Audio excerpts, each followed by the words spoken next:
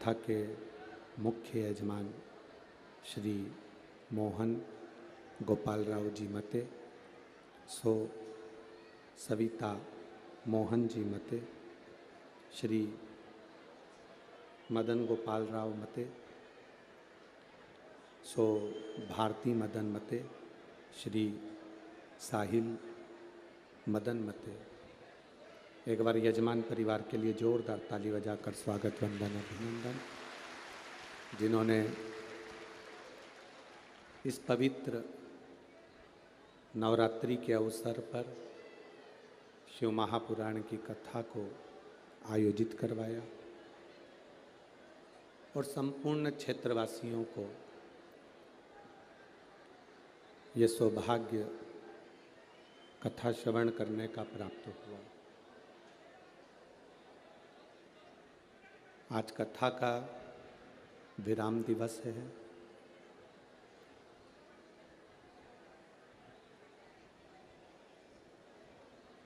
कथा शुरू हो उससे लेकर बाबा की आरती तक दिल से बाबा से जहाँ बैठे हो, पंडाल में हो तो पंडाल में, चैनल के सामने हो तो चैनल के सामने, मोबाइल पर सुन रहे हो तो मोबाइल पर, रोड पर बैठ के सुन रहे हो तो रोड पर, दुकानों में सुन रहे हो तो दुकानों में, जहाँ बैठे हो वहाँ बैठकर भगवान शिव की आज विराम दिवस की यह पवित्र कथा बाबा से प्रार्थना कर कर सुनना। बाबा ऐसी कृपा, ऐसी करुणा आप हमारे ऊपर करना कि हम भी जिंदगी में एक बार शिव महापुराण की कथा करवा सकें, ऐसा धन, ऐसा वैभव हमको भी दे।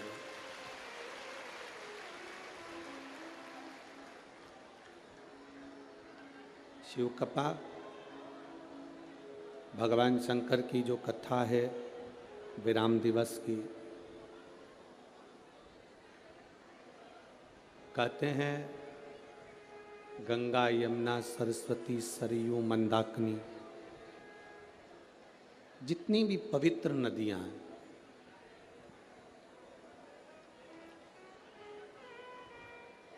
संसार में, जितनी भी पवित्र नदियां विराजमान हैं,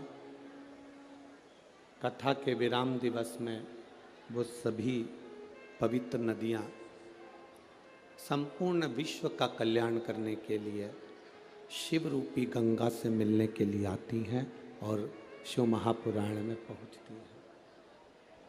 अब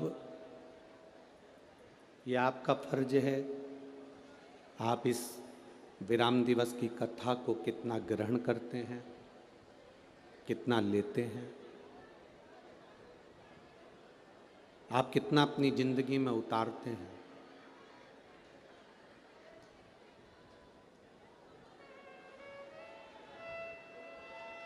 तिरुपति बाबा के दर्शन करें आप लोगों ने, वेंकटलाल के दर्शन करें, तिरुपति नाथ जी के। धक्के खाते खाते खाते खाते लोग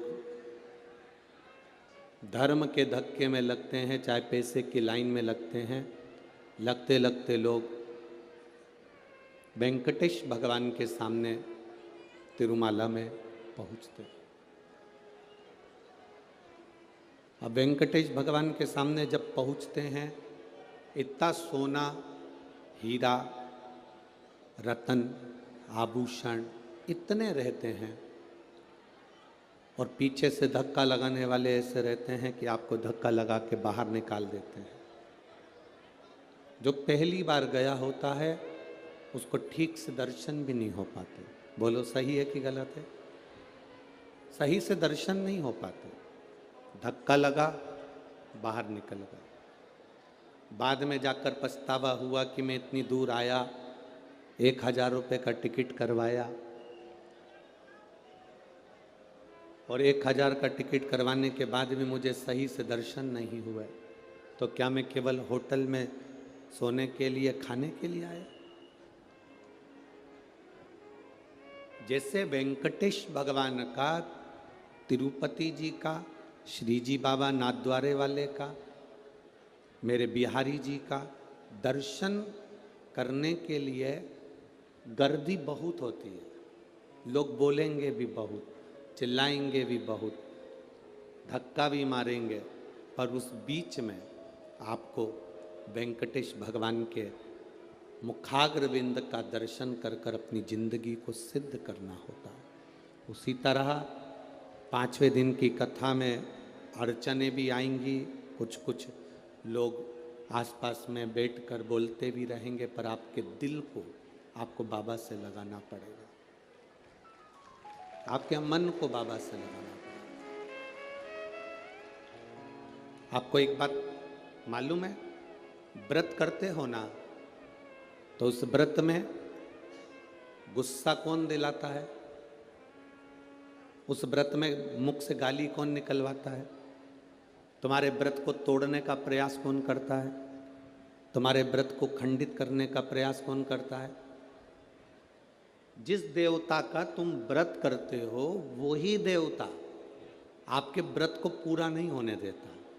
कारण, अगर व्रत पूरा हो गया तो देवता को प्रकट होना पड़ेगा और प्रकट होकर उसको वर देना पड़ेगा। इसलिए देवता कहते हैं कि इसके व्रत में थोड़ी सी खलबली कर दो।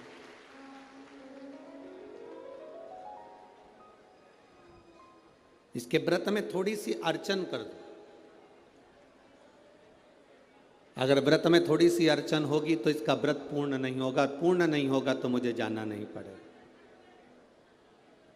मेरे बाबा का ये पावन शिव महापुराण की कथा कहती है कि 5वें दिन की जो कथा होती है या 7वें दिन की जो कथा होती है, जो दिल से सुनने वाले होते हैं, बाबा को उनके घर जाना ही पड़ता है और कल्याण करना ही पड़ता है।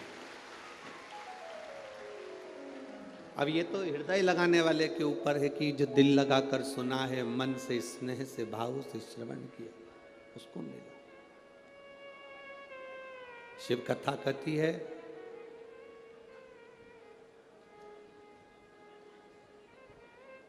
शिव जी को पाने के लिए, मेरे बाबा को अपना बनाने के लिए, भगवान शंकर को प्राप्त करने के लिए तुम्हें बहुत सारा तप नहीं करना, तुम्हें बहुत सारी साधना नहीं करना।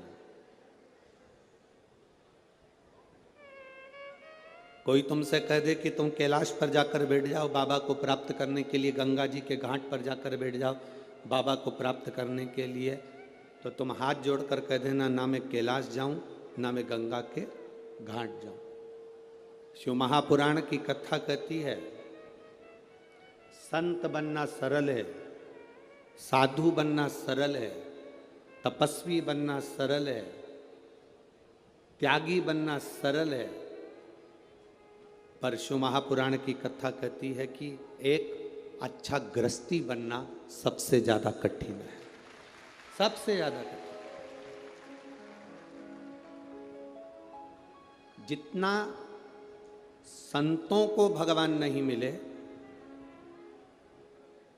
जितना साधुओं को भगवान नहीं मिले, जितना तपस्वियों को भगवान नहीं मिले, जितना त्यागियों को भगवान नहीं मिले, उतना उतना भगवान गृहस्थी को मिला है। रामकृष्ण परमहंस जी गृहस्थी थे, संत तुकाराम जी गृहस्थी थे, नामदेव जी गृहस्थी थे, मीराबाई गृहस्थी थे, कर्माबाई, मीराबाई, नामदेव जी, तुकाराम जी, मुक्ताबाई, ये जितने जितने संत हुए हैं, जितने जितने संत,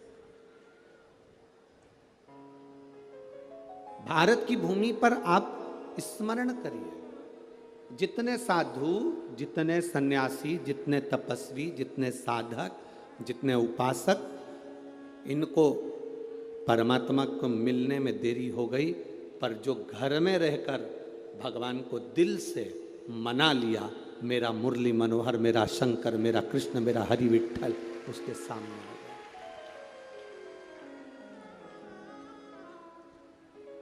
संत तुकाराम जी की धर्म पत्नी कितना क्लेश करती थी, फिर भी शिव जी की, ठाकुर जी की भक्ति तुकाराम जी करते थे। नामदेव जी को कितना कितना कहा गया तो भी नामदेव जी भगवान की भक्ति करते थे। किसी ने तुकाराम जी से कहा, तुम्हारी पत्नी इतनी गुस्सा करने वाली मिली, इतना अपशब्द बोलने वाली मिली, आपको दुख नहीं होता? आपकी पत्नी इतना क्रोध करने वाली मिली, आपको दुख नहीं होता? संत तुकाराम जी ने कहा, इसमें दुख करने की बात नहीं, इसमें प्रसन्न होने की बात है कि कम से कम मेरी पत्नी गाली देती है, अपशब्द कहती है, ताना देती है, तो मेरा मन पत्नी से हटकर परमात्मा में चला जाता है। इससे बढ़कर सौभाग्य और क्या हो सकता है? इससे बढ़कर सुख और क्या हो सकता है?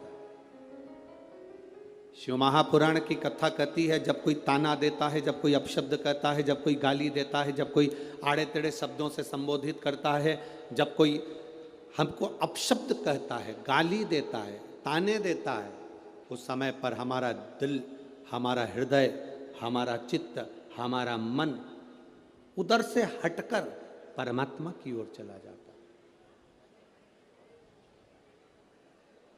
भगवान को प्राप्त करने की ओर चला जाता है।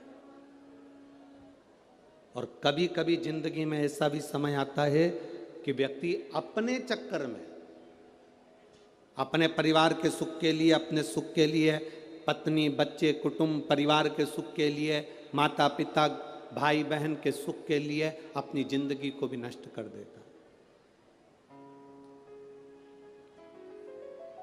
एक कथा आती है शिव महापुराण के अंदर संजीवनी मंत्र की।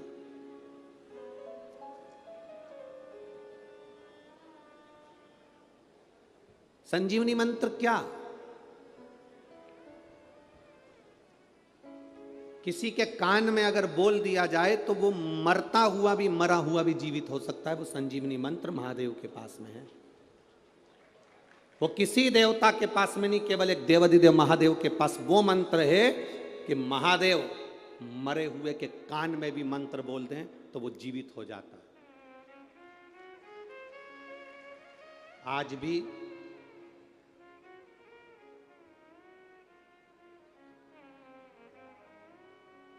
हिमाचल प्रदेश में एक शिवजी का मंदिर है।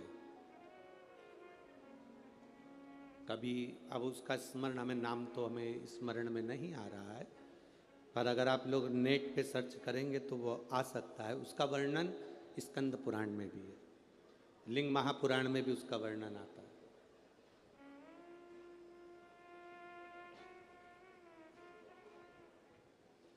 उसका वर्णन आता है लिंग पुराण के अंदर,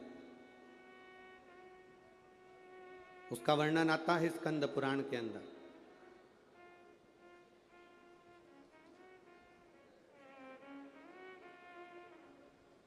लिंग पुराण में, स्कंद पुराण में इसका विशेष वर्णन आता है। विशेष, शायद दुनिया का पहला ऐसा मंदिर होगा जिस मंदिर के सामने से, भगवान शिव के सामने से मुर्दे को भी अगर लेकर जाते हैं तो उसके शरीर में कंपन होने लगता है। उसको अगर आप कभी नेट पे सर्च करेंगे, यदि आप स्कंद पुराण में पढ़ेंगे या लिंग पुराण में पढ़ेंगे तो उसका वर्णन पूरा मिलेगा आपको, उसका पूरा वर्णन आपको प्राप्त होगा, संपूर्ण वर्णन मिल सकता है। संजीवनी मंत्र एक ऐसा मंत्र है, संजीवनी मंत्र एक ऐसा मंत्र है जिस मंत्र को 33 कोटि देवताओं के पास में भी वो मंत्र नहीं है।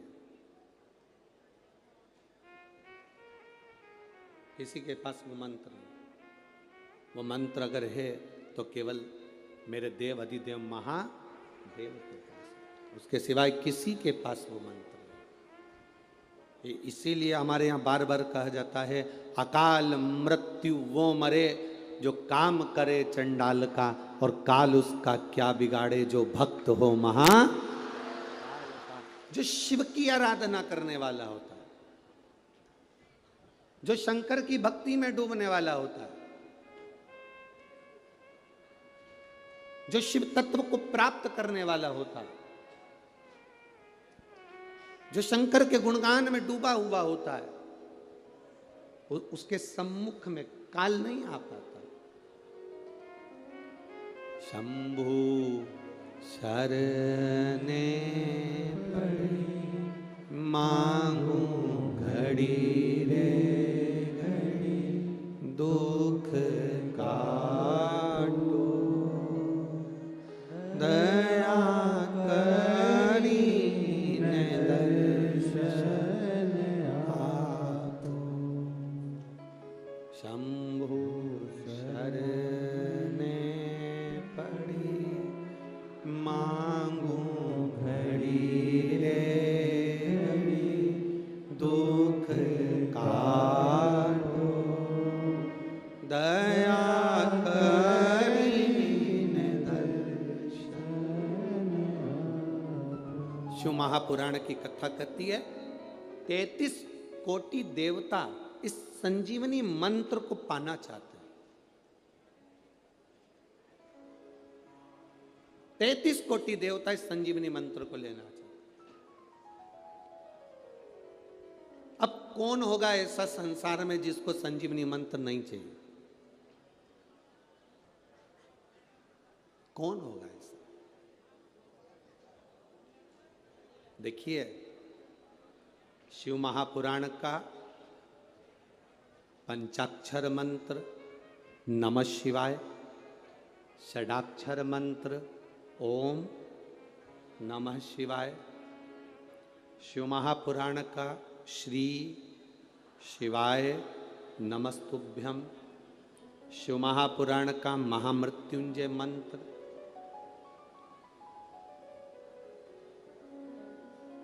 शिव महापुराण की कथा कहती है शंकर के जितने मंत्र हैं, शिव के जितने मंत्र हैं, ये सारे मंत्र संजीवनी का काम करते हैं और व्यक्ति की जिंदगी की उन्नति की ओर इसको लेकर जाते हैं। प्रत्येक शंकर के मंत्र।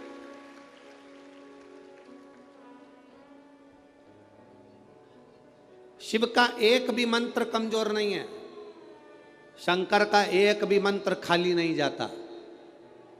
आप अगर श्री शिवाय नमस्तुभ्याम का जाप कर रहे हो, प्रतिदिन आपके मुख से 11 बार 21 बार श्री शिवाय नमस्तुभ्यम मंत्र निकल रहा है, भले काम करते करते निकले। शास्त्र कहता है 1 वर्ष 11 दिन जिसके मुख से 11 बार प्रतिदिन श्री शिवाय नमस्तुभ्यम मंत्र का जाप निकलता है, वो मंत्र सिद्ध हो जाता है और उस मंत्र से वो अपने जीवन को सुखी कर सकता है। 1 वर्ष 11 दिन इस मंत्र के उच्चारण से। और कितनी बार बोलना है? जम के बोलो जरा। मंत्र कोई भी हो, उसका उच्चारण, उसका स्मरण करते करते वो सिद्ध हो जाता है।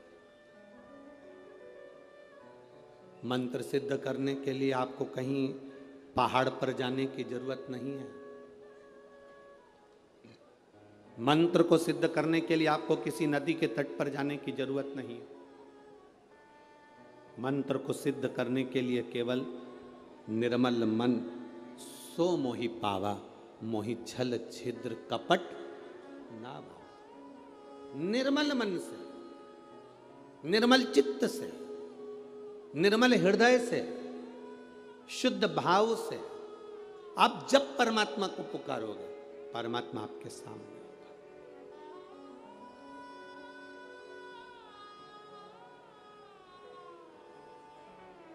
श्री शिवाय नमस्तु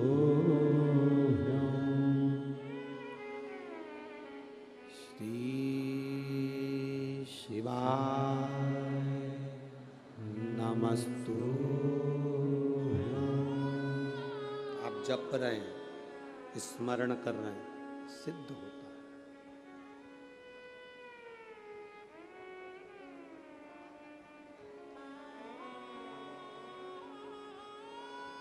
है। एक कथा के पंडाल में 5 लाख लोग आते हैं कथा सुनने के। कितने लोग? 5 लाख। एक पंडाल की कैपेसिटी देखी जाती है, दूसरे पंडाल की कैपेसिटी देखी जाती है, तीसरे पंडाल की देखी जाती है। टेंट होन लगे हैं चारों तरफ, उनकी देखी जाती है। और उसके बाद जो दुकानों पर बैठे हैं, रोड पर बैठे हैं, ये धूप में बैठे हैं, गाड़ियों पर बैठे हैं, इन सब की, बिल्डिंगों पर बैठे हुए हैं, इन सब की कैपेसिटी अगर इनको गिना जाए तो 5-6 लाख लोग प्रतिदिन शिव महापुराण की कथा सुनने आते हैं। प्रतिदिन।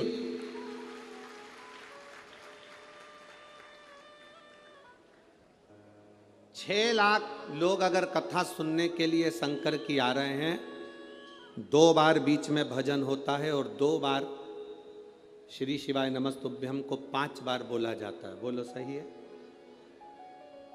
अब 1 बार भजन होने के बाद जब हम स्तुति करते हैं, 5 बार श्री शिवाय नमस्तुभ्यम बोलते हैं, 6 लाख लोग एक साथ 5 बार अगर मंत्र बोलेंगे तो कितना हो गया?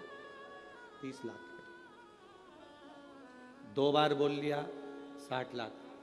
फिर बीच में कहीं श्री शिवाय नमस्तुभ्यम 1-2 बार मुख से निकल गया, ऐसा 1 से 1.25 करोड़ बार एक कथा में श्री शिवाय नमस्तुभ्यम निकलता है। शरीर में 3.5 करोड़ रोम हैं हमारे। ये पूरे शरीर में 3.5 करोड़ रोम छिद्र हैं। और हमारा शास्त्र कहता है 3.5 करोड़ रोम छिद्र। शास्त्र कहता है महीने में, 15 दिन में, 20 दिन में, 1 महीने में, 5 दिन में, 7 दिन में, 8 दिन में अगर 3.5 करोड़ बार भगवान का नाम मुख से निकल जाता है, या हम जहाँ बैठते हैं उस स्थान पर 3.5 करोड़ बार भगवान के नाम का उच्चारण हो जाता है, तो भगवान को वहाँ बैठे हुए जीव का कल्याण करना ही पड़ता है।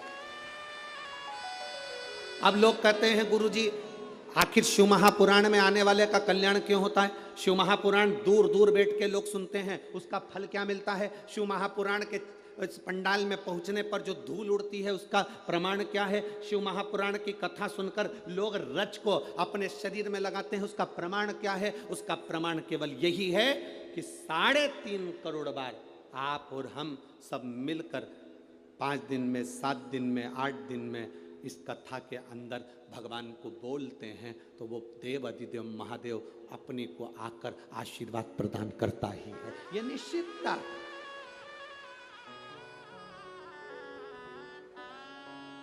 क्या मिलता है शिव पुराण में जाने से? ये आपको मालूम पड़ेगा आज जब कथा सुन। और इसमें कई लोग ऐसे बैठे होंगे जिनको 5 दिन में भी मालूम पड़ा होगा कि क्या दिया महादेव ने, क्या प्रदान करा महादेव ने।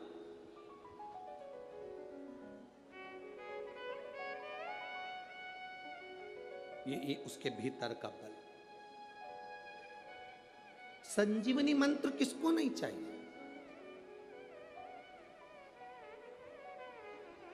हमसे लोग कहते हैं संजीवनी मंत्र कौन सा है गुरुजी? हम कहते हैं आप तो श्री शिवाय नमस्तुभ्यम जप लिया करो, ये भी किसी संजीवनी से कम नहीं है हमारा।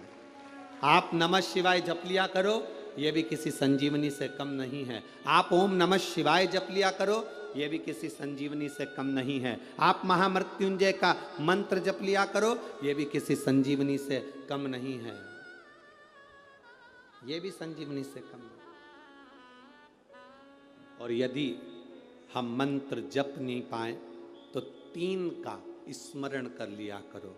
1 गंगा, पहले नंबर पर कौन है? जम के बोलो जरा, गंगा। दूसरे नंबर पर है काशी। दूसरे नंबर पर क्या है? काशी। और तीसरे नंबर पर है विश्वनाथ, काशी के विश्वनाथ। ये तीन का जिह्वा पर अगर नाम आ जाता है, ये तीन का स्मरण हमारे जीवन में हो जाता है, तो हमको इस मृत्यु लोक में कष्ट नहीं भोगना पड़ता और बार बार जन्म नहीं लेना पड़ता। हमें बारंबार जन्म नहीं लेना है। संसार सागर में बार बार आने से मतलब क्या है? पर मत बुरे कर्म कर बंदे, वरना पछताएगा। भगवान की आंखों से तू बच नहीं पाएगा, तू बच नहीं पाएगा। अरे ओ अज्ञानी मत कर नादान, अरे ओ अज्ञानी मत कर नादान। तेरे कर्म का फल भी तू ही पाएगा, जैसा किया तूने तेरे आगे आएगा। मत बुरे कर्म कर बंदे, मत बुरे कर्म कर बंदे, वरना पछताएगा। भगवान की आंखों से तू बच नहीं पाएगा, तू बच नहीं पाएगा। हमारे कर्म की गति का भोग हमको भोगना रहता है। हमारे बीच में केंद्रीय मंत्री माननीय श्री नितिन जी गडकरी जी पधारे हैं। एक बार जोरदार ताली बजाकर स्वागत, वंदन, अभिनंदन।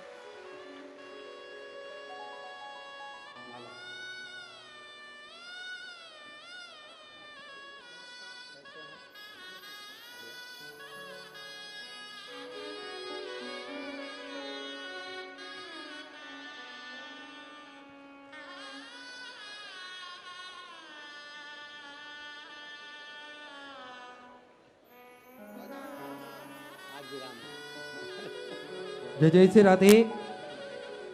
एक बार जोरदार ताली बजाकर स्वागत करें। हमारे बीच में केंद्रीय मंत्री आदरणीय नितिन गडकरी जी पधारे हैं।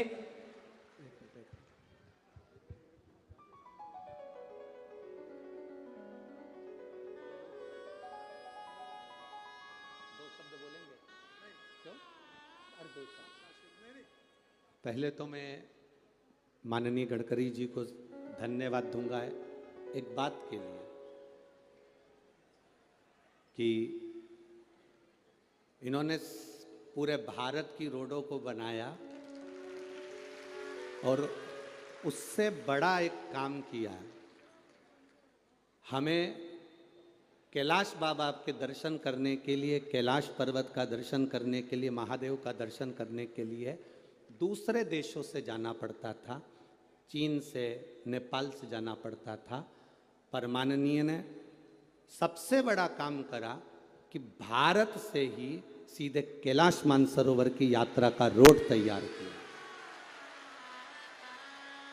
देवभूमि उत्तराखंड से उस रोड को तैयार कर कर कैलाश मानसरोवर की यात्रा का जो आपने एक रोड मैप तैयार करा है और काम चल रहा है, उसके लिए मैं चाहूँगा यहाँ आए हुए 6 लाख भक्तों से जोरदार ताली बजाकर स्वागत करें।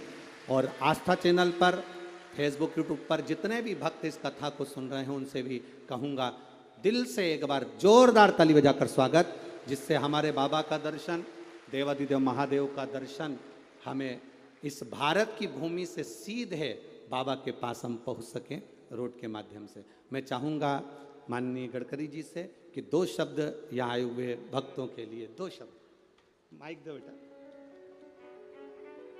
यहीं से बोलो।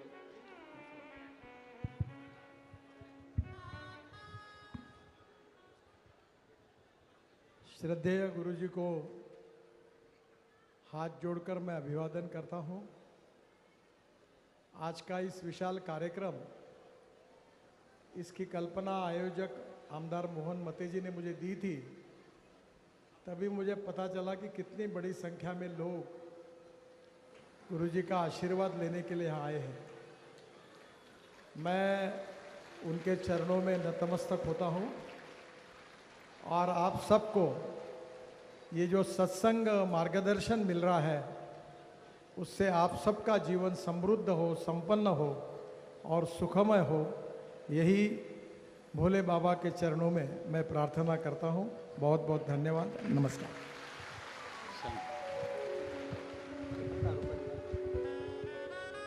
मोहन बाबू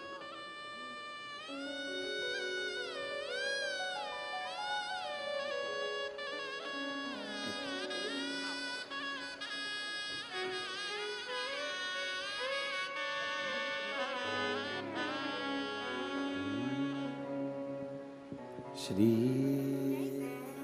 शिवाय नमस्तु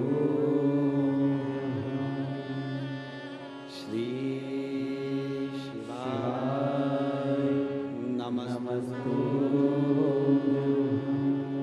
श्री शिवाय नमस्तु श्री शिवाय नमस्तु श्री शिवाय नमस्तु श्री शिवाय नमस्तु। तो मंत्र की प्रबलता हम जान रहे हैं। 3.5 करोड़ रोम छिद्र इस मनुष्य की देह पर, 21,600 श्वास प्रतिदिन हमारे शरीर से निकलती है। कितनी श्वासें निकल रही हैं? जम के बोलो। 21,600 श्वास प्रतिदिन निकल रही है, प्रतिदिन।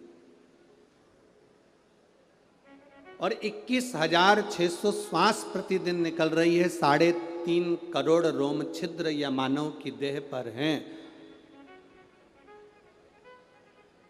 आपने एक प्रसंग श्रवण किया होगा भगवान कृष्ण का कि मेरे लाडले भगवान कृष्ण द्रौपदी के लिए दौड़ दौड़ कर चले जाते थे। द्रौपदी पुकारती और भगवान कृष्ण दौड़ कर पहुंच जाते। इस बात से सत्यभामा जी को अच्छा नहीं लगा। सत्यभामा जी ने रुक्मणी जी से कहा, जी मुझे एक बात समझ में नहीं आती कि भगवान कृष्ण हमारे स्वामी, ये द्रौपदी बुलाती है और हमारे स्वामी भागकर चले जाते।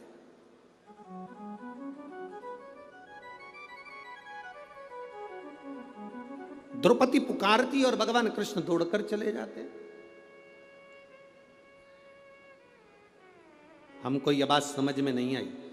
रुक्मणी जी ने कहा, मैं भी नहीं जानती कि भगवान कृष्ण द्रौपदी के कहने पर आखिर दौड़ दौड़ कर जाते क्यों, पर कोई बात तो जरूर है, जो हमारा कान्हा, हमारा कन्हैया कृष्ण दौड़ कर जाते।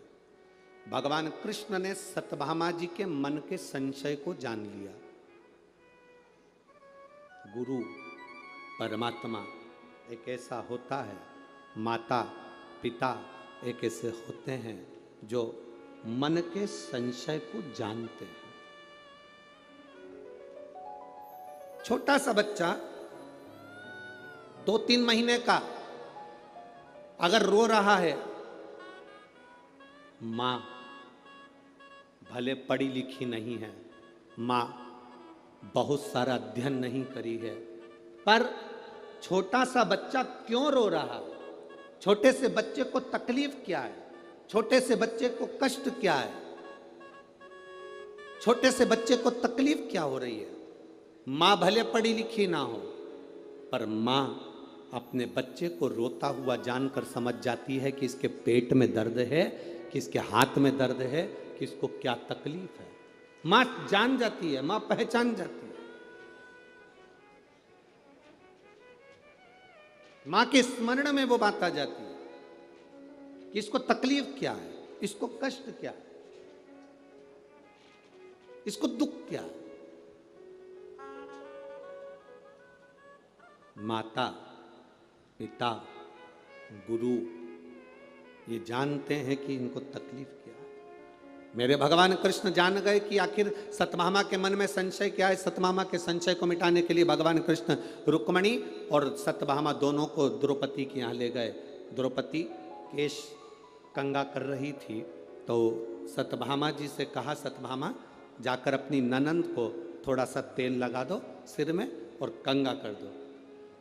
सत्यभामा जी ने विचार करा, ऐसा कंगा करूंगी और ऐसा तेल लगाऊंगी कि खोपड़िया में एक बाल ना रहने दूंगी। अब भाभी और ननंद की तो पहले से ही ये जोड़ियां चली आई हैं।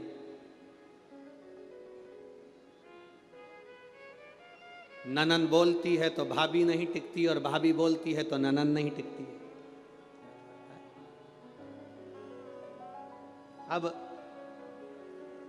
पर कहीं कहीं ऐसा भी होता है कि ननंद और भाभी की इतना प्रेम होता है, इतना प्रेम होता है कि एक दूसरे के बिना रह नहीं पाते। कई जगह ऐसी भी है जहां पर इनका आत्मीय प्रेम बड़ा प्रबल है। सत्यभामा जी ने द्रौपदी के सिर पर तेल लगाना प्रारंभ करा, बाल खींचा, तोड़ा। जैसे ही तोड़ा उसमें से आवाज आई, हे कृष्ण।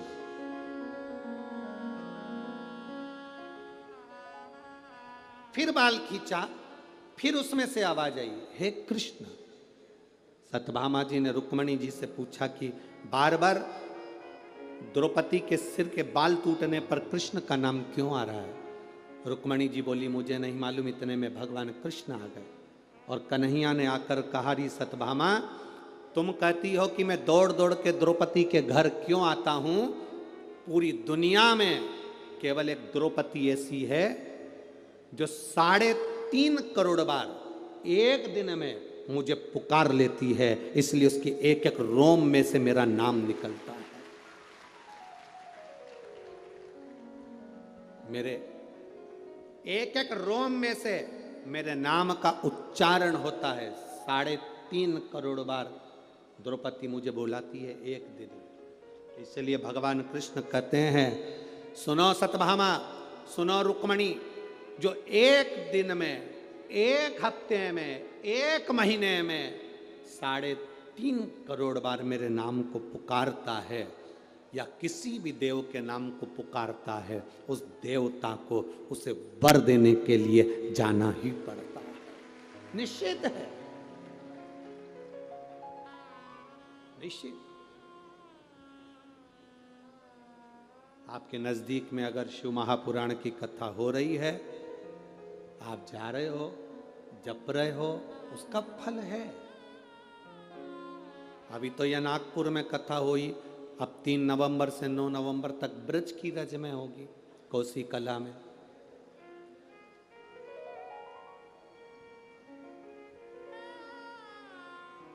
अब तीर्थ में बैठकर, ब्रज की रज में बैठकर 3.5 करोड़ बार भगवान के नाम को पुकारना, तो फिर केवल अकेले शंकर का दर्शन नहीं, ब्रज की रज में फिर मेरे ठाकुर का भी तो दर्शन हमको प्राप्त होगा।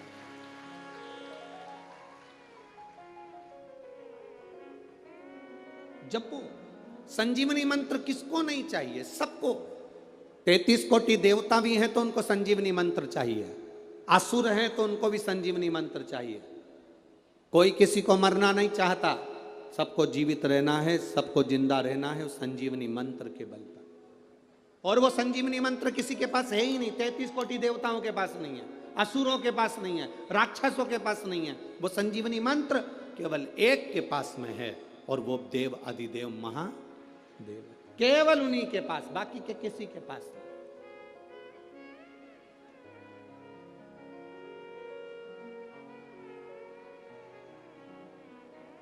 कई बार लोग कहते हैं, गुरुजी शिव महापुराण क्या है? पीछे पड़ गए उस संजीवनी मंत्र को पाने के लिए।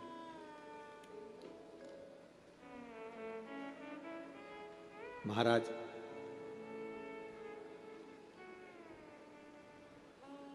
अब मंत्र मिलेगा किसको? इंद्र भी तप कर रहे हैं, इंद्र भी साधना कर रहे हैं, और दैत्यों के गुरु शुक्राचार्य बाबा भी साधना कर रहे हैं। दोनों तप करने में लगे। एक राजा तप करने बैठता है तो उसको पूरा ठाठ चाहिए होता है। कल कथा में कहा था, पशुपति नाथ का व्रत भी करना तो अपने पूजन की थाली खुद लगाना। कितनी सुंदर बात कही है शिव महापुराण के अंदर, जरा ध्यान दीजिएगा। लड़की कुंवारी है तब तक अपने पिता की धन, पिता की दौलत से पशुपतिनाथ का व्रत उस पिता के पैसे से मंगाई हुई वस्तु से कर सकती है।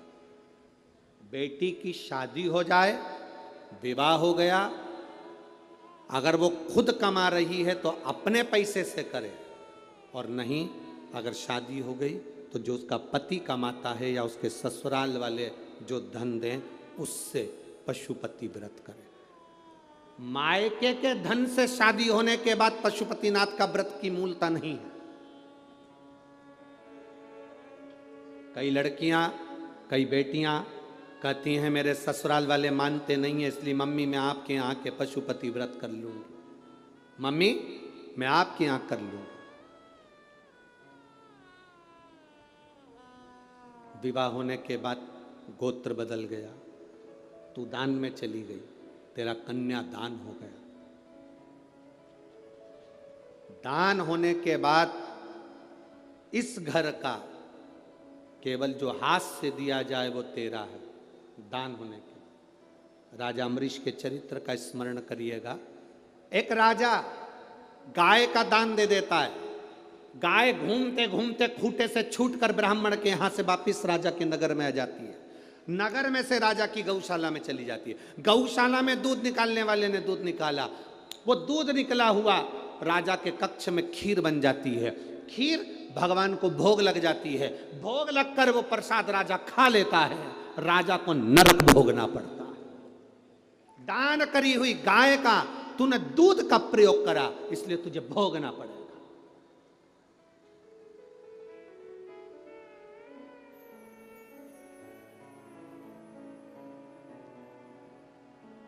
भंडारा भंडारा भंडारा हमारी तरफ से 2 पीपा तेल दान में दिए। काय में दिया? जम के बोलो जरा। दान में दिया। तूने 2 पीपा तेल दान में दिया है। वो 2 पीपे तेल की सब्जी और पूड़ी मत खा लेना, क्योंकि तूने दान दिया है। अगर तू कहता मैंने 2 पीपा तेल भगवान के प्रसाद में दिया तो प्रसाद खा सकता था, पर तूने दान दिया तो दान का उपयोग नहीं कर सकता।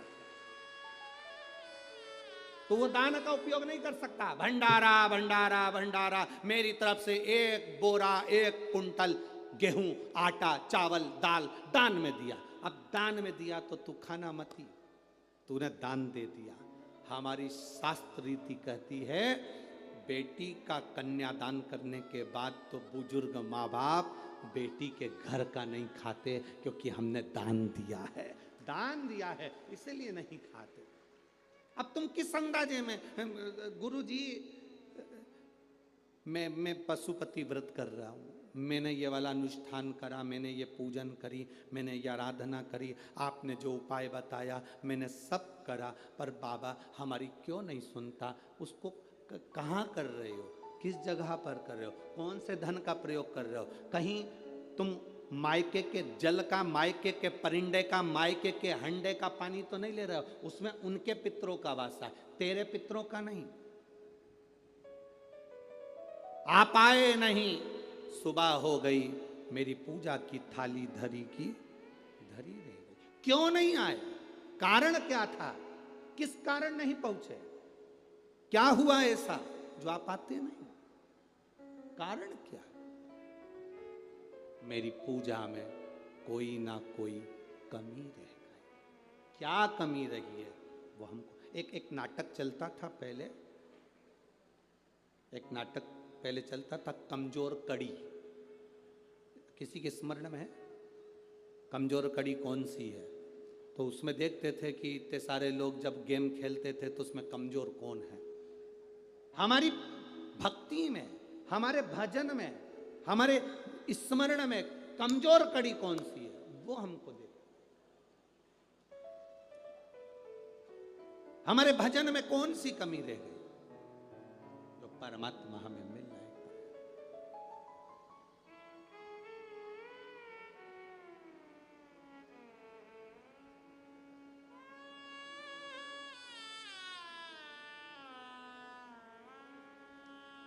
तुम कहो तो मेरे भोले, तेरे मंदिर में डेरा लगा लूं। आप कहो तो इस मंदिर में मैं डेरा लगा लूं, पर महादेव कहते हैं क्यों डेरा, किस लिए? एक राजा भी तप साधना कर रहा है इंद्र संजीवनी मंत्र को पाने के लिए। एक असुरों के गुरु शुक्राचार्य जी भी तप साधना कर रहे हैं संजीवनी मंत्र पाने के लिए। राजा सोचता है राक्षसों के गुरु हैं, इनको क्या संजीवनी मंत्र मिलेगा।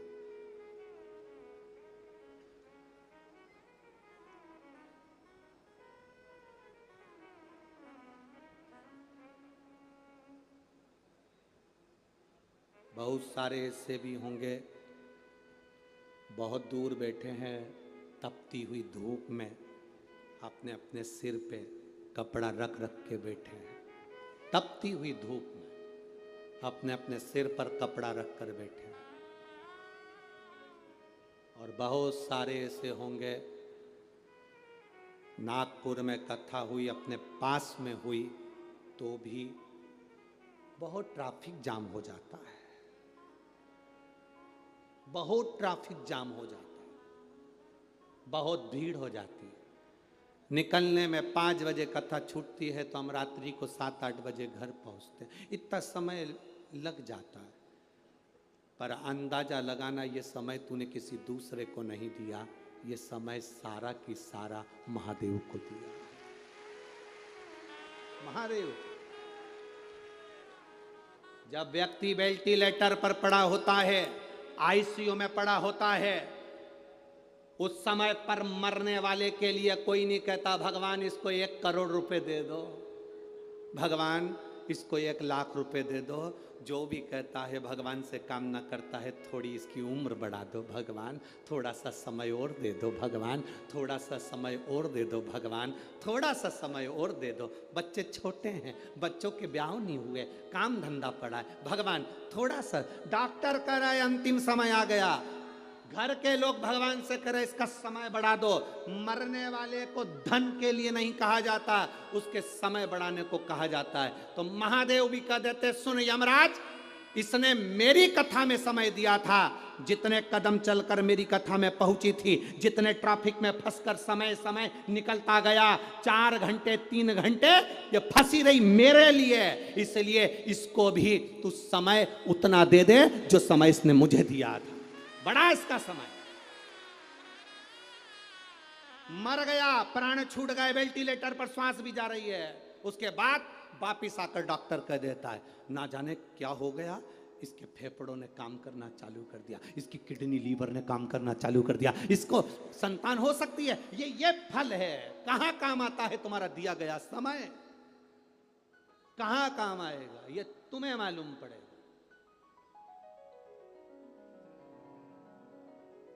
इस व्यासपीठ ने देखा है, नागपुर वालों ने देखा कि नहीं देखा हमको नहीं मालूम, पर इस व्यासपीठ ने देखा है। इस कथा में जिन डॉक्टरों की ड्यूटी लगती है, जिन पुलिस वालों की ड्यूटी लगती है, जिन की ड्यूटी इस कथा के पंडाल में लगती है, चाहे वो स्वीपर हो, नगर निगम वाले हों, नगर पालिका वाले हों, पुलिस प्रशासन वाले हों, डॉक्टर हों, जो भी इस कथा में ड्यूटी देता है, वो अपनी जिंदगी में समझ लेना कि तुमने आज तक जो ड्यूटी दी वो किसी नेता के नहीं दी है। मेरे बाबा के यहाँ जो ड्यूटी दी उसका फल क्या मिलेगा ये आप जानते हैं। जिस जिस जगह पर कथा कर कर आते हैं और जिन जिन पुलिस वालों की वहां वहां ड्यूटी लगी होती है उनसे एक बार फोन लगाकर जरूर पूछना कि तूने 5 दिन ड्यूटी दी थी, कभी रात को कभी दिन में दी थी, तुझे शिव महापुराण में ड्यूटी देने का फल क्या मिला है। छत्तीसगढ़ में, पुणे में, मालेगांव में, औरंगाबाद में वहां की पुलिस अलग से ऑफिसरों से कहकर कथा के पंडाल में ड्यूटी लगवाती है कि हमारी ड्यूटी लगा देना जहां शिव पुराण की कथा हो रही। कुछ तो मिला है,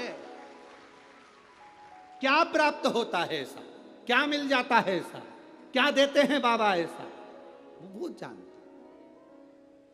कोई अपने घर से नहीं छूट पाया, कोई अपने दरवाजे से नहीं छूट पाया, कोई आसन बिछाकर 5 दिन तक पड़ा रहा कथा को सुनने के लिए, कोई 2 बजे कथा चालू होना थी तो डेंटिंग पेंटिंग करके आराम से 2 सवा 2 बजे आ रहे और आकर दबाव बना रहे, हमें जान दो अंदर, जान दो अंदर, जान दो अंदर। यहां तो घुस सकते हो पर वहां कैसे घुसोगे।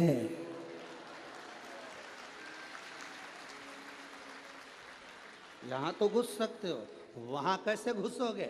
यहां तो कह सकते हो तुम हमें पहचानते नहीं हो, तुम हमें नहीं जानते, हम उनके रिश्तेदार हैं, हम उनके ये हैं, हम उनके वो हैं। वहां पर जाएगा तो कोई संबंध काम नहीं आएगा, केवल मुख से जपा हुआ श्री शिवाय नमस्तुभ्यम काम आएगा, कोई काम नहीं आता।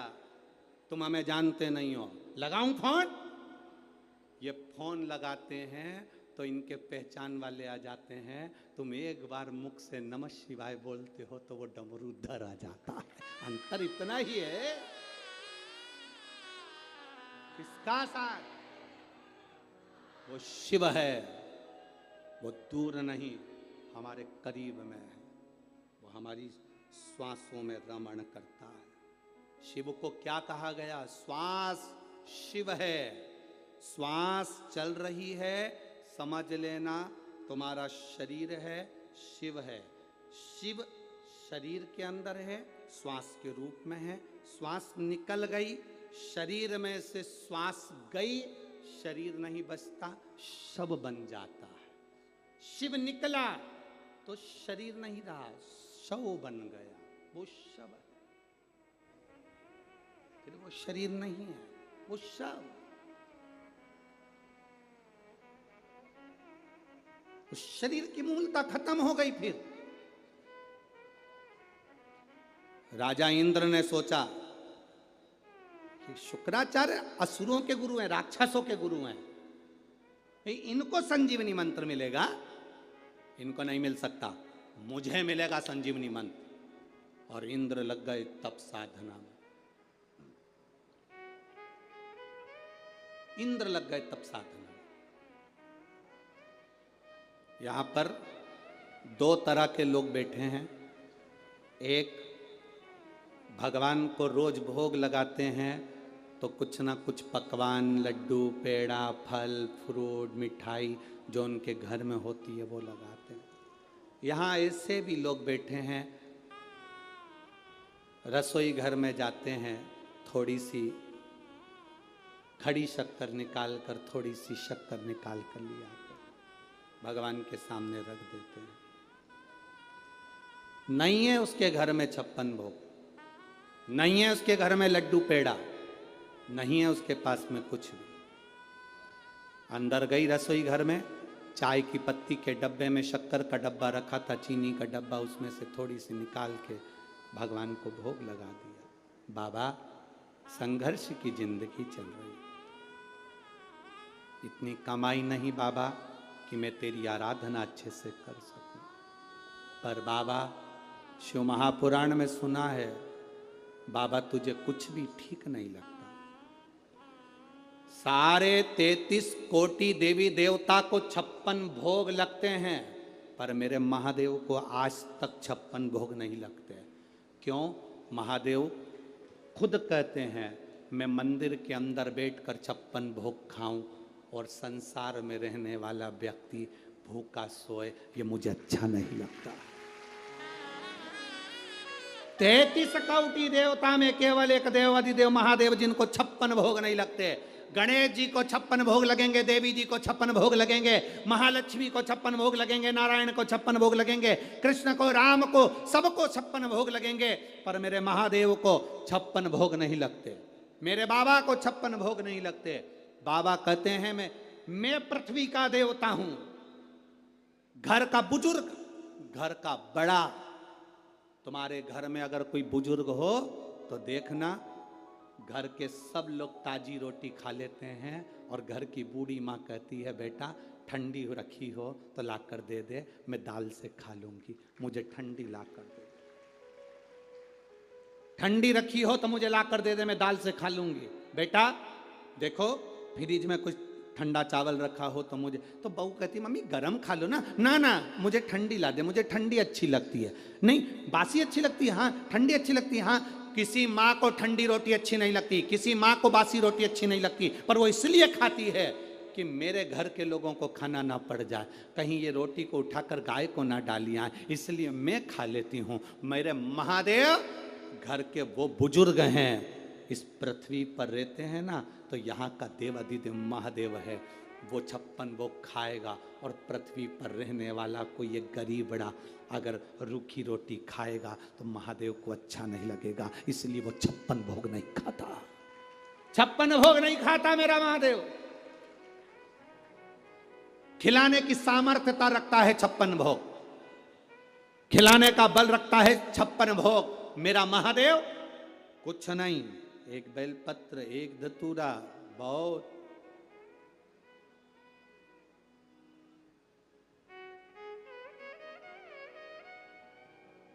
एक पति पत्नी का झगड़ा हुआ, पत्नी ने पति से कहा तुम ये गंदा नाली का पानी पीकर आते हो, मदिरा का नशा, शराब का नशा कर कर आते हो, ये अच्छी बात नहीं है। पति ने कहा तू भी तो रोज शंकर जी के मंदिर में जाती है जल चढ़ाने के लिए, तेरा महादेव भी तो भांग का नशा करता है, तेरा महादेव भी तो भांग का नशा करता है। अगर देवता नशा करते हैं तो मुझे करने में क्या दिक्कत है? उंगली उठाने वाले उंगली उठाते हैं। हमने उनसे निवेदन केवल इतना सा है, जो कहते हैं कि शंकर जी भांग पीते हैं इसलिए हम भी नशा करते हैं, तो शंकर जी ने तो विष भी पिया था, एक आध बार खरीद के पी जा। पीना, शंकर जी की होड़ करने चला है तो एक सांप कहीं से निकल जाए इसके गले में डाल दो। शंकर जी की होड़ करने चला है, कपड़े उतार नंगा निकल। शंकर जी की होड़ करने चला है तो जटा बांध ले, सिर पे चंद्रमा धर ले। चंद्रमा नहीं धरे तो तेरे घर की पानी की बाल्टी को 24 घंटे तेरे सिर पे रखे बता दे। शंकर जी की होड़ करने चला है तो थोड़ा डमरू खड़का ले। शंकर जी की होड़ करने चला है तो अपने पूरे तन पे धतूरा रख ले कांटे वाला। शंकर की होड़ करना सरल नहीं है रे भाऊ।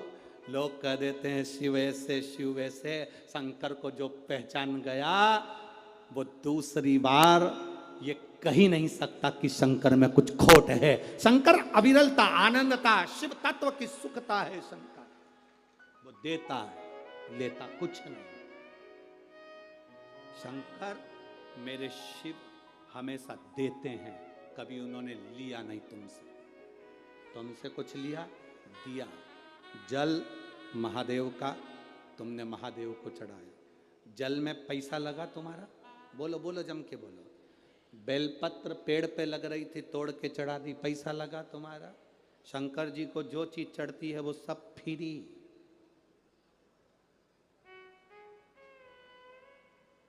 देवताओं के लिए सोने चांदी के जेवर बनवाना पड़ते हैं, महादेव को जेवर की जरूरत नहीं।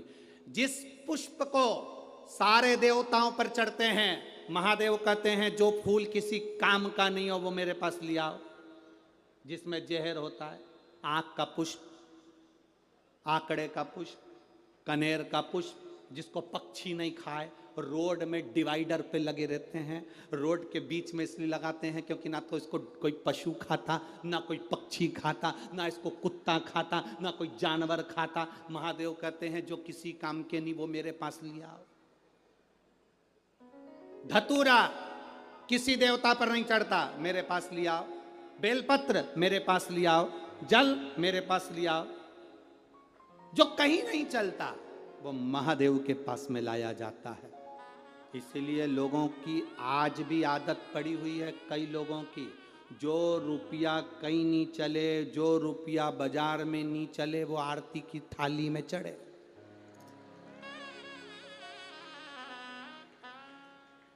जो रुपया कहीं नहीं चलेगा वो आरती की थाली में चलेगा, क्योंकि उसको मालूम है ये कहीं नहीं चलता। चलता है तो महादेव के पास ही चलता है, बाकी के कहीं नहीं चलेगा। वो चल रहा है। हम भी वही रुपये हैं, आप और हम वही सिक्के हैं खोटे, जो कहीं नहीं चल रहा है। महादेव के पास पहुंच गए। भूत चुड़ैल पिशाच, देखो भगवान विष्णु की शादी में 33 कोटि देवता आए, शंकर जी की शादी में उनने डमरू बजाया, सब डाकनी पिशाचनी चुड़ैल भूत भयंकर आए।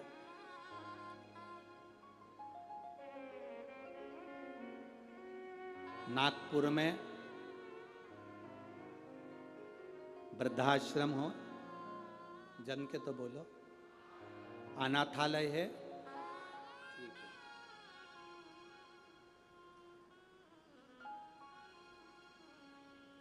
रेलवे स्टेशन के बाहर भिखारियों ने, बस स्टैंड के बाहर, रोड के किनारे, जरा विचार करना, अनाथालय में जाकर लोग डोनेशन देते हैं, बोलो देते हैं कि नहीं देते? वृद्धाश्रम में जाकर लोग डोनेशन देते हैं, भिखारी को जाकर लोग डोनेशन देते हैं, पर किसी के लड़के की शादी में कभी इनविटेशन दिया? बोलो तो जम के, नहीं। मेरे शंकर भगवान ने जिसको लोग कभी नहीं बुलाते थे, मेरे महादेव ने उनको अपनी शादी का इनविटेशन दिया है। मेरे शंकर भगवान ने भूत चुड़ैल डाकनी पिशाचनी, जो कंगाल थे, भयंकर बुरे, जिनको कोई नहीं पूछता, उसको मेरे महादेव ने अपने पास बुलाया, इनविटेशन देकर मेरी शादी में आना।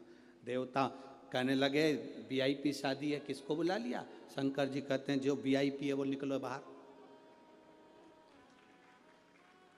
निकलो यहां से बाहर। यहां वीआईपी नहीं चलता। शंकर जी की कथा में कभी वीआईपी बनकर मत जाना। वीआईपी का मतलब थोड़ा बहुत लोगे चले जाओगे, परंतु जो शिव जी की शादी में वीआईपी बनकर नहीं आता, वो अलमस्त रहकर 5 दिन 7 दिन कथा सुनकर जब वो जाता है, महादेव उसको वीआईपी बनाते हैं, तुम नहीं बना सकते। शिव की कथा में, भगवान देवादिदेव महादेव की कथा में कहीं वीआईपी नहीं। जहां मर्जी पड़े वहां बैठो, अलमस्तता से कथा का रस तत्व ग्रहण करो, अपनी जिंदगी में उतारो, अपने जीवन। ज्यादा वीआईपी बनकर कभी शिव महापुराण की कथा, भागवत जी में चले जाना मना नहीं है, राम कथा में चले जाना मना नहीं, पर शिव पुराण में कभी वीआईपी बनकर मत जाना। बनकर जाना कि हम तो शंकर के चरणों के दास हैं। बाबा की अगर एक दृष्टि हो जाएगी, एक चोर शिव जी के मंदिर में चोरी करने गया, बाबा के मंदिर में चोरी कर रहा है, अपने कपड़े में आग लगाकर चोरी का सामान देख रहा था, वो चोर कौन सा वीआईपी होता है? पर बाबा ने, मेरे बाबा ने उसको कुबेर बना दिया। आज भी जिस कुबेर की तुम पूजन करते हो वो चोट्टा है।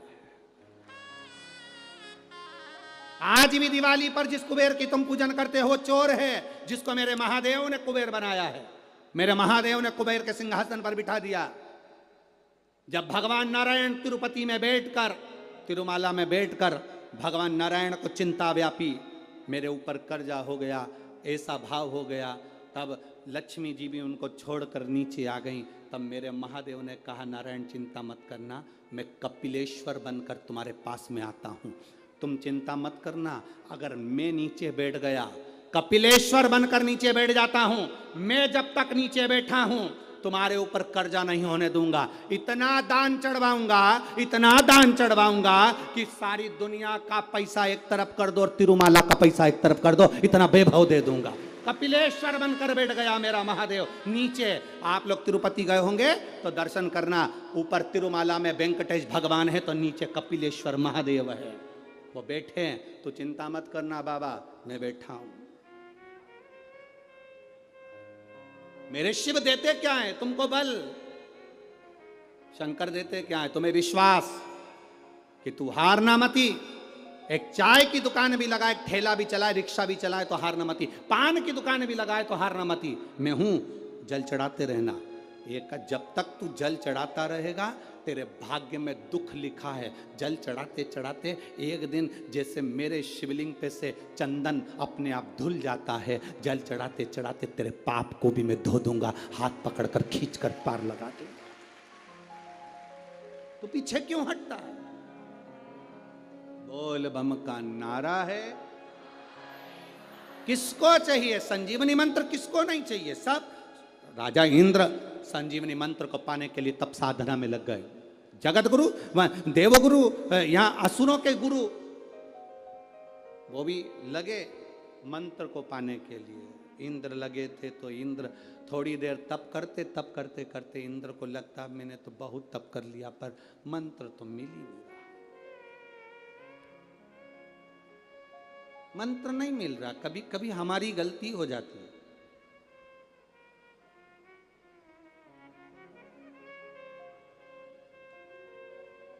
आधार कार्ड बनवाया सभी ने?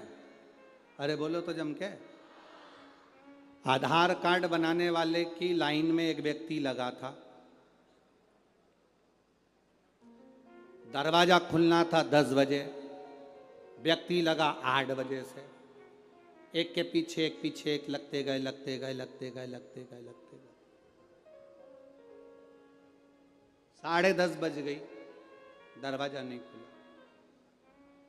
11 बज गई, दरवाजा नहीं खुला। 12 बज गई, दरवाजा नहीं खुला। पीछे एक व्यक्ति खड़ा था, वो आगे आता था, लोग उसका हाथ पकड़कर लाइन में खड़ा कर देते थे। कहाँ जा रहे हो? लाइन में खड़े हो। कहाँ जा रहे हो? लाइन में खड़े हो। बार बार वो आगे आता, उसको फिर पीछे खड़ा कर देते। आखिरी में उसने चिढ़ के कह दिया भले 5 बजे तक खड़े रहो, नहीं खोलूंगा दरवाजा। जा, नहीं खोलूंगा दरवाजा। लाइन में खड़े हुए लोगों को यह नहीं मालूम था कि तुम जिसका हाथ पकड़ के पीछे खड़ा कर रहे हो वही तो आधार कार्ड बनाएगा, वही तो बनाएगा। पर तुम सोच रहे हो ये आधार कार्ड बनवाने आया है, वो बनाने आया। उसका हाथ पकड़ के पीछे खड़ा कर देते हो। बार बार वो बेचारा कब से आगे आ रहा है, पर सब पीछे खड़ा कर देते। पीछे खड़े हो जा, खड़ा। आगे आने ही नहीं दे रहे तो दरवाजा कैसे खुलेगा? और दरवाजा नहीं खुलेगा तो आधार कार्ड कैसे बनेगा? यही शिव पुराण कहती है। हम भी हमारे मंत्रों को, हमारे भजन को, शिव भक्ति को, एक लोटे जल को आगे नहीं आने दे रहा है तो हमारे भाग्य का दरवाजा कैसे खुलेगा? कैसे खुलेगा? वो दरवाजा खुलता ही तब है जब हम एक लोटा जल शिव जी को समर्पित करते हैं। भगवान देवाधिदेव महादेव को देते हैं।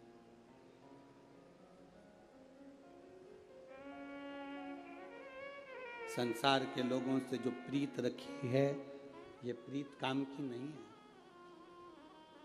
ये प्रीत काम की नहीं। अंत समय प्रभु आना पड़ेगा, वचन दिया तो निभाना पड़ेगा। आए ना आए प्रभु कुटुंब कबीरा, अंत समय प्रभु आना पड़ेगा। ये प्रीत होना चाहिए, ये स्नेह, ये प्रीत होना चाहिए। किसी की कलेक्टर से पहचान होती है तो वो कितना अकड़ता है। अरे बोलो तो सब जम के। तुम जानते हो कलेक्टर हमारे बीआई हैं, हमारे समधी हैं। किसी की मिनिस्टर से पहचान होती है तो कितना अकड़ता है। किसी की एसपी से पहचान होती है, लगाऊं फोन, वो एसपी साहब मेरे रिश्तेदार पहचान वाले, किसी की एसपी से पहचान होती है तो वो कितना अकड़ता है। जरा से संसार के लोगों से तुम्हारी पहचान हुई तो तुम इतना अकड़ रहे हो, तो हमारी भी तो पहचान उससे है।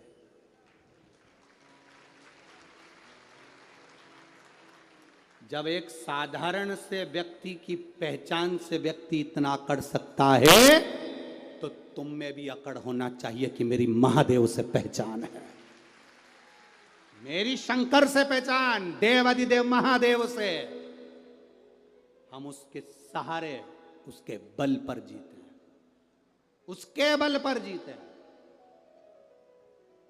जितनी मेरी जीजियां बैठी हैं, जितने मेरे जीजाओन बैठे हैं कथा सुनने के लिए, जितने संत साधु सन्यासी तपस्वी साधक उपासक, जितने मेरे भाई बहन बैठे हैं, उन सब से निवेदन करेंगे कभी जिंदगी में टूटना मत, ही भीतर से, अंदर से कभी हारना मत।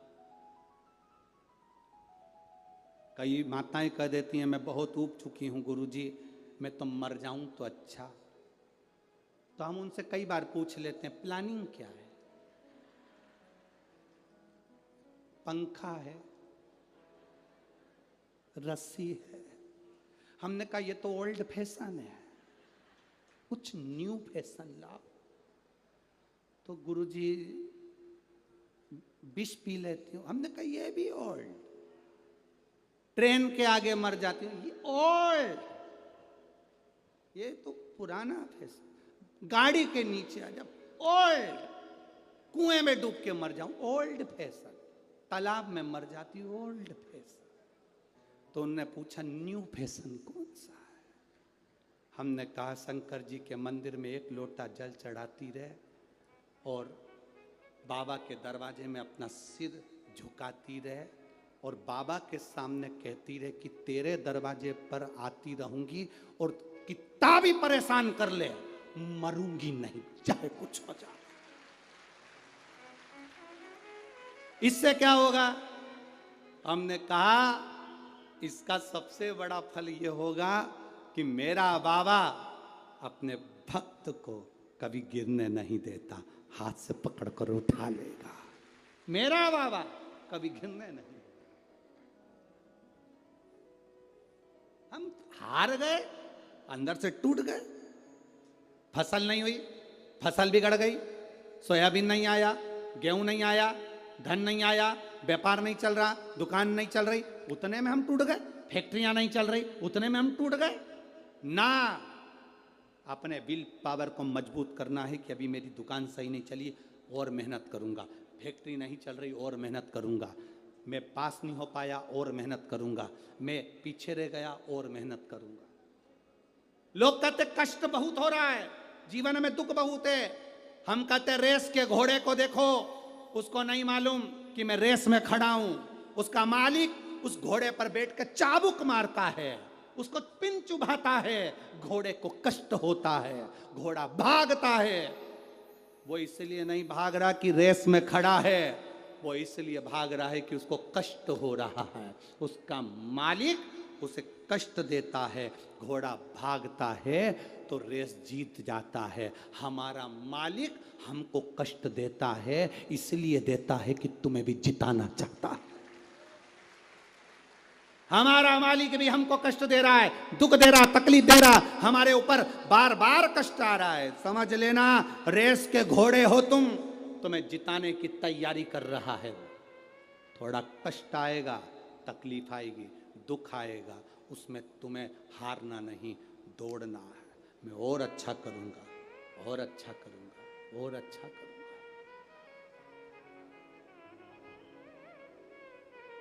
खाली न जाता कोई दर से तुम्हारे, खाली न जाता कोई दर से तुम्हारे, मैं भी खड़ा हूँ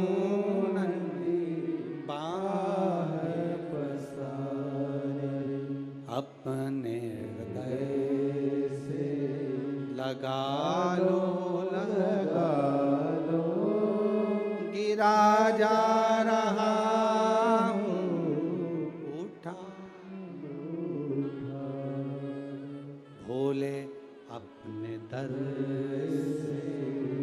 तो ना टारो, गिरी जा रही हो, उठारो।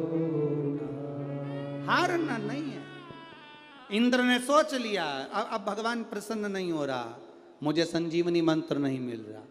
थोड़ी देर तक भजन करा, उसके बाद में चल दिए, विचार करा, अब भगवान प्रकट नहीं हो रहा। 1 महीना मंदिर में जल चढ़ा लिया, सोचा हमारा काम नहीं हो रहा। 2 महीना चढ़ा के देख लिया, 3 महीना चढ़ा के देख लिया, हमारा काम नहीं हो रहा, मंदिर में जाना छोड़ दिया। एक निवेदन, एक गुरु ने 2 चेलों से कहा, जाओ मुझे पानी पीना है, कुएं खोदो, पानी लेकर आ। एक चेला एक कुआं खोदता जा रहा है, दूसरा चेला यहाँ 15 फीट खोद दिया, 10 फीट खोद दिया, 20 फीट खोद दिया, 25 फीट खोद दिया, 50 फीट खोद दिया, पानी नहीं मिला। दूसरा एक ही कुएं को खोदे जा रहा, खोदे जा रहा, खोदे जा रहा, खोदे जा रहा, आखिरी में पानी निकल गया। हम उसके जैसे हैं, 15 फीट खोद दिया, यहाँ से काम नहीं हुआ वहाँ चले गए, वहाँ से काम नहीं हुआ वहाँ चले गए, 15-15 फीट का गड्ढा खोदते गए, कहीं से काम नहीं बना, आखिरी में रोने बैठ गए, भगवान तो हमारी सुन ही नहीं रहा। उसको देखो बाजू वाले को, एक कुआं खोदे जा रहा, खोदे जा रहा, खोदे जा रहा, चढ़ाते जाओ जल, चढ़ाते जाओ जल। 1 महीना नहीं सुनेगा, 2 महीना नहीं सुनेगा, 3 महीना नहीं सुनेगा, 5 महीना नहीं सुनेगा, 6 महीना नहीं सुनेगा। जाते रहो उसके दरवाजे पर, आवाज लगाते रहो उसके दरवाजे पर, सुनेगा जरूर। यहां से जाते जाते किसी का कोई बेटा कहीं चले गया हो, तुम आवाज लगा कर देखना, ए कमलेश, ए कमलेश। एक बार कमलेश नहीं सुनेगा, दूसरी बार फिर आवाज लगाना कमलेश, तीसरी बार फिर आवाज लगाना कमलेश, फिर आवाज लगाना कमलेश। बार बार आवाज लगाओगे तो जितने कमलेश बैठे होंगे वो सब सुनेंगे, तो उस समय वो कमलेश भी सुनेगा। बार बार पुकारते रहोगे तो मेरा महादेव सुनेगा जरूर, ये निश्चित है। उसको पुकारो। उसको पुकारने का भी तरीका है कि हमें बुलाना है, दिल से बुलाना है, हमें दिखावे से नहीं। कई लोग चंदन लगा लिया, कई लोग मंदिर में घंटों तक बैठ गए, 8-10 घंटे तक, और सोचा कि भगवान मिल जाएगा ना। भगवान कहते हैं काहे को टाइम बर्बाद कर रहा है। 2 तरह की शादी होती है। कितने तरह की? 2। यहाँ जितनी जितनी बुजुर्ग माताएं बैठी हैं, इनसे पूछना इनकी शादी कैसे हुई थी, और एक आज के व्यक्ति की शादी पूछना कैसे हुई थी। जो बुजुर्ग माता बैठी हैं, उनको देखने के लिए लड़का आया, ये चाय की ट्रे लाई, रखी, चली गई। बोलो सही है? जितनी बुजुर्ग बैठी हैं, ये लड़के से बात नहीं करी है, ये लड़के के पास में बैठी नहीं, बात नहीं करी, केवल ट्रे रखी, निगाह उठाकर देखा, लड़के ने लड़की को, लड़की ने लड़के को, और शादी पक्की हो गई। वो शादी आज तक निभ रही है। एक शादी आज होती है, लड़की को लड़का दिखाओ, लड़के को लड़की दिखाओ, दोनों बैठ के बात भी करेंगे, फिर होटल में भी मिलेंगे, उसके बाद में वो क्या बोलते, प्री वेडिंग, हाँ तुम समझ गए ना। बस उसके बाद में दोनों घूमने जाएंगे, ढेर सारे ऐसे कैमरे लगे रहेंगे, उससे फोटो खींचते रहेंगे अलग अलग डिजाइन के। उसके बाद दोनों होटल मिलेंगे, रात को 3-3 बजे तक मोबाइल पे लगे रहेंगे। उसके बाद शादी होगी और 2 साल में तलाक। तो फिर ये पुरानी जो शादियां थी, वो उसमें क्या था? उसमें एक चीज थी, ना जी भर के देखा, ना कोई बात की, बड़ी आरज़ू थी मुलाकात की। जो पुराने संबंध है वो ना देखे ना भाले, ना मिले ना गए, ना देखा ना भाला। माँ बाप ने कह दिया शादी पक्की पक्की, ना देखा ना भाला, संबंध पक्का हुआ, आज तक निभ रहा है, आज तक। और एक आज का संबंध 2-2, 3-3 घंटे तक मिले, होटल में बात करी, मोबाइल पे बात करी, सब कुछ हुआ, और मालूम पड़े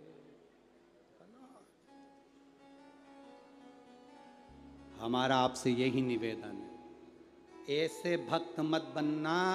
हम तो 8-8 घंटे मंदिर में बैठते हैं, हम तो इतने सारे पाठ करते हैं, हम तो भगवान को रिझाते हैं, हम तो मंदिर में ये करते हैं, हम तो ढोलक पीट पीट के भजन गाते हैं, उसके बाद भी भगवान नहीं सुन रहा। ये तलाक वाले हो। यहाँ तो शंकर का जो भक्त होता है ना, उसको कुछ मतलब नहीं रहता, वो तो आता है, जल चढ़ाता है, थोड़ी देर मुस्कुराता है, बाबा से पूछ लेता है कैसे हो प्रभु, बहुत पानी चढ़ रहा है, सर्दी लग रही होगी, कैसे हो बाबा, और दिल से शिवलिंग का स्पर्श कर कर, हाथ लगाकर, भाव से, आनंद से कहता हुआ जाता है, बाबा जितनी खुशी तेरे हृदय में है उतनी खुशी मेरे इस पल्लू में दे देना। और चला गया, चला, देखा ही नहीं, मिला ही, देखा ही।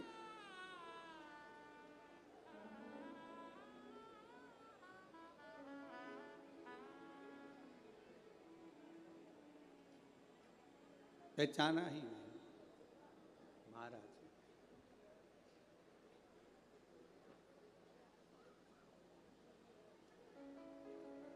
वो शिव तत्व, भगवान देवादिदेव महादेव का गुणगान सुख का अनुभव कराता, सुख का अनुभव।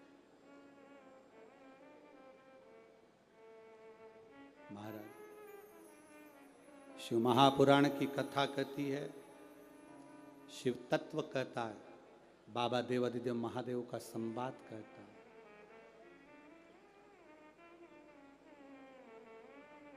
जब जाओ तब उसको निमंत्रण देकर आओ, जैसे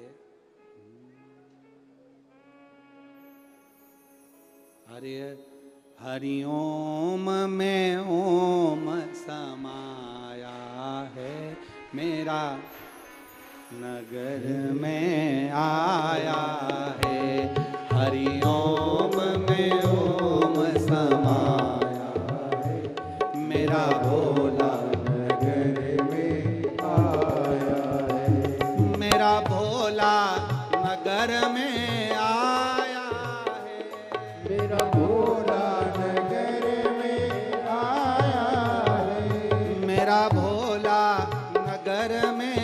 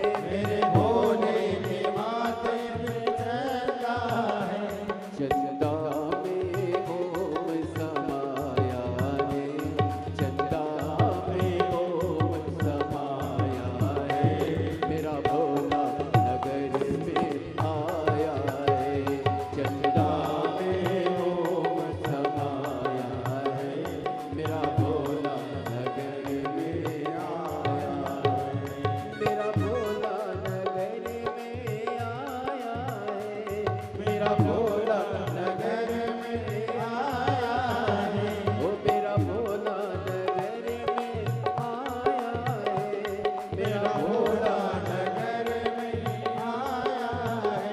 हरिओम में ओम समाया है, हरिओम में ओम समाया है। मेरा भोला